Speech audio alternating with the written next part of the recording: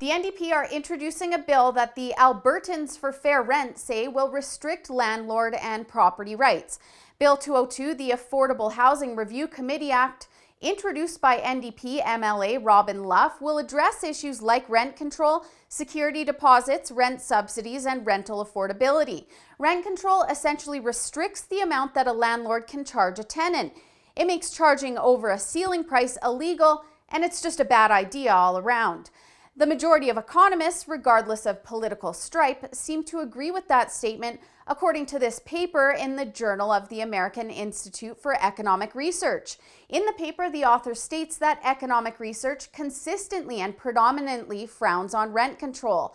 Not only this, but as early as last November, the NDP said that they wouldn't introduce rent controls and would instead focus on building more affordable housing units. Rent control seems like an amazing idea that will help the poor and all, but here are the problems in all of this. So factor in mortgage, property taxes, and condo fees, and that means that there's no doubt that people interested in renting out are going to have to soak up extra costs. In other words, who in their right mind is going to want to provide rental space when they have to pay a portion of the cost for someone else to live? It's basically just another one of those policies that the NDP want to implement because they think that it's okay to punish people that are trying to get ahead in life.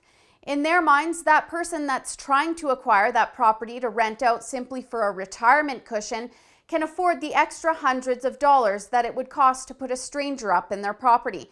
Because that's essentially what this all boils down to: tenant subsidies granted by landlords. What's more is that this deters landlords from renting out their properties and investors from building rental properties, which causes shortages. Also, if a property price is too low, many tenants will want to rent it, but landlords don't want to provide the space. There really needs to be an equilibrium that tends to occur in free markets for this to work. And then what results when there isn't equilibrium is a snowball effect. Shorter supplies mean higher rental prices. Owners tend to do less maintenance on properties, and tax income is lost because the decrease in property rentals means that a smaller tax base would result. This is why a low opinion of rent control tends to exist among economists. It just doesn't work. The Calgary Residential Association hosts www.albertansforfairrent.com, where you can see more details about the bill, and landlords can sign up to show opposition to Bill 202. They claim that the Alberta government should be getting involved in an already highly regulated property rights issue, especially due to the state of the economy and due to the fact that vacancy rates are already up and rents are down. The NDP have pushed several bills through without doing any research.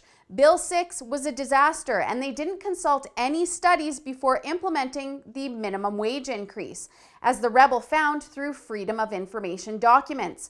When it comes to the rent control issue, it looks like it's more of the same from the Alberta government.